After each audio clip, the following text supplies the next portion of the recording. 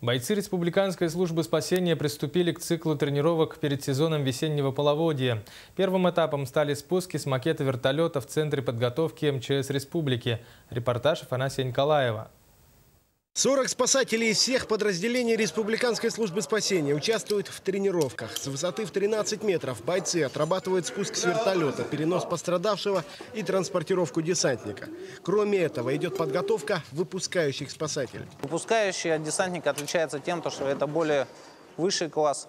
У них есть уже свои полномочия. Они отвечают за всех спускающихся спасателей. Проверяют, как одето у них спусковое устройство, сама непосредственно обвязка, как заправлена веревка, спусковое устройство. На манеже с макета вертолета отрабатываются только самые азы навыков. Уже в ближайшие дни спасатели проведут тренировку с реального борта. Причем занятия пройдут в разное время суток. Сперва будут дневные спуски, перенос пострадавшего.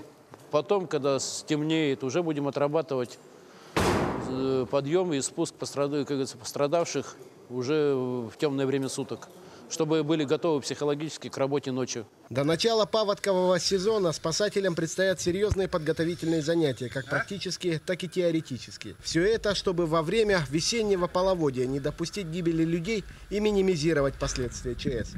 Афанасий Николаев, НВК «Саха», Якутск.